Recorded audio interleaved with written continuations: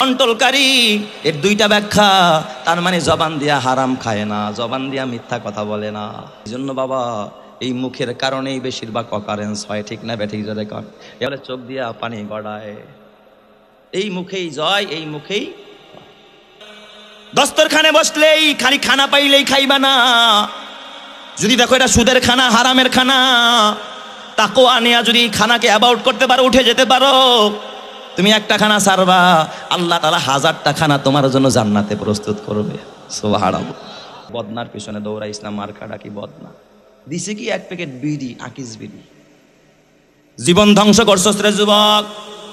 ওয়া হাফিজিল লিসান ওয়া মুতঈমিল জিআন। ওই 3 নাম্বার ওই মানুষটার জন্য জান্নাত অপেক্ষা করবে যেই মানুষটা ক্ষুধার্ত মানুষকে খানা খাওয়ায়।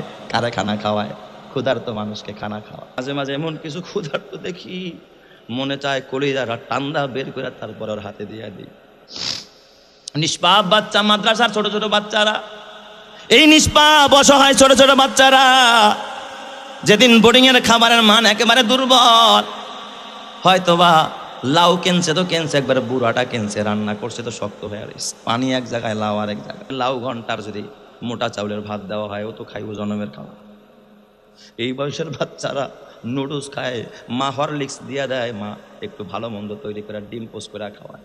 আর সেই বাচ্চারা সামনে এত নরমাল খাবার, চোখের পানি আর খাবার মাঝে মাঝে একাকার হয়ে যায়। বাবা খানা কেন শেষ হয় না? খানা নাড়তে নাড়তে দেখি পানি পানি হয়ে গেছে, তুমি কেন খাও না? আমি কই লবণ কম হয়েছে নাকি? আরেকজনে কয় হুজুর লবণ নিব কেন, আর চোখের পানিতেই তো আর ভাত লবণ চোখের পানি পড়তেছে। আমি বললাম বাবা তোমার বাড়ি কোথায়, ঘর কোথায়, কাঁদো কেন? ছেলেটা খায় আর কয় হুজুর আমার বাবা নাই, ছোট্টবেলায় বাবা মারা গেছে, মা আমার এখানে ভর্তি করছে, এখন আমার জাগারও যাওয়ার জায়গা নাই, কিছু চাওয়ারও মতো লোক নাই। এ আমার বাবা, কার খবর নিবি?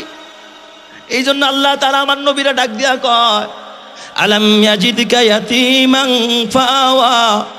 বন্ধু আমার, আপনারে কিন্তু আমি এতিম পাইছি। জন্ম হইয়া বাবা দেখেন নাই, 6 বছর বয়সে মা হারাইছেন। নবী গো, আপনারে কিন্তু আমি এতিম পাইছি, আপনি যাওয়ার জায়গা ছিল না, কিন্তু আমি আল্লাহ আশ্রয় দিয়েছি। ফাআম্মাল ইয়াতীমা ফালা তাকহার। অতএব আপনি এই নিয়ামতের শুকরিয়া আদায় করেন, এতিমরে কখনো ধমক দিন না। আইসক্রিম আলা আসলে ধনী ছেলেরা গিয়া বাবা টাকা দিয়া যায়, খালি কিনে আর খায়। আর এতিম বাচ্চাগুলো দেখবেন ও যে খোসা ফাড়ায় রাখছে, বারবার পা দিয়া খোসাটা না, ওর পকেটে তো টাকা নাই একটা কিছু কেনার জন্য। চিপস খায়, দামি আইসক্রিম খায়, দামি খাবার খায়, কিন্তু এতিম বাচ্চাগুলো কিনতে পারে না। এই জন্য বাবা খবরদার খবরদার খবরদার। এই জন্য আল্লাহর নবী কয় আনা ওয়া কাফিলুল ইয়াতীমি কাহাতাইনি ফিল জান্নাহ। থাকার জায়গা করে দিবে, এতিমকে ঘর বানায় দিবে, এতিমের জন্য খাবারের ব্যবস্থা করবে।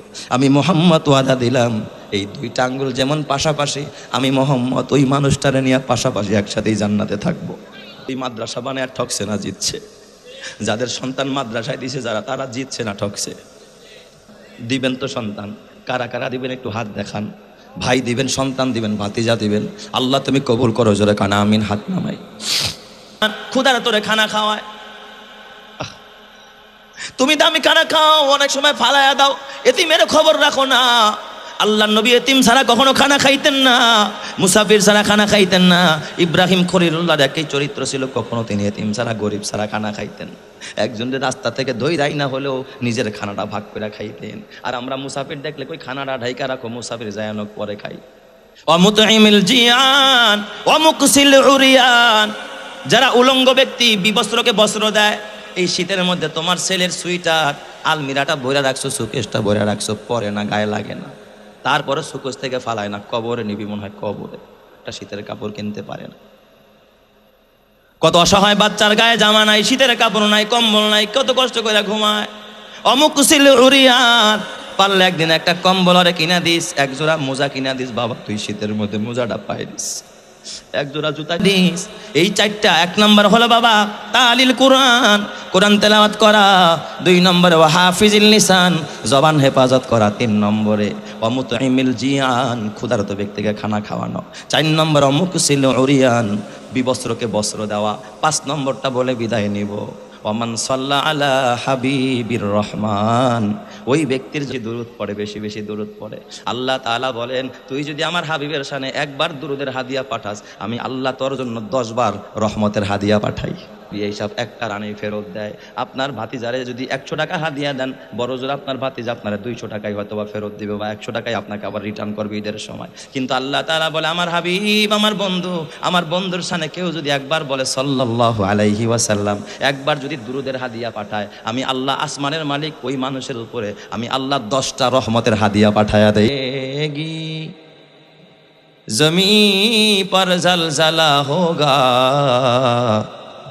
मोहम्मद तख्त पर होगा, আদালত पर खुदा होगा। সেদিন আদালতে আলিয়ার মধ্যে আল্লাহ বসা থাকবেন, আর ব্যারিস্টারদের কাতারে নবী মুহাম্মদুর রাসূলুল্লাহ বসা থাকবে। সুবহানাল্লাহ। আব্দুর রহমান হাওলাদার আমার মহব্বতের, আব্দুল করিম আমার মহব্বতের, আব্দুল সাত্তার আর আব্দুল জাব্বার আমার মহব্বতের। বলেন তো এই কিয়ামতের ময়দানে তার কোনো পেরেশানি আসেনি? আরো জোরে বলেন, পেরেশানি আসেনি? পেরেশানি আমার ছেলেরে মহব্বত করে। তো আবু জেহেলের প্ল্যান দেখেন, যখনই কোনো মানুষ মুমূর্ষ রোগী হয়ে যায়, তার কাছে গিয়ে আবু জেহেল বলে, এই মিয়া, তুমি মরে গেলে তোমার এই ছেলে মেয়েগুলো কে দেখবে? তোমার সম্পদকে রক্ষা করবে? এই আরবে আমার থেকে তো পাওয়ারফুল সুপার পাওয়ার কেউ নাই, তুমি সব জিম্মাদারি আমাকে দিয়ে দাও। তোমার সন্তান এতিম বাচ্চাগুলোর আমি দেখে রাখবো, তোমার এই সম্পদগুলোকে আমি দেখে রাখবো। আসল আবু জেহেলের টার্গেট সন্তান দেখা না, সম্পদ পাহারা দেওয়া না, বরং শখগুলোকে ভক্ষণ করা। ঠিক না ব্যাঠিক? যেটা আত্মসাৎ করে।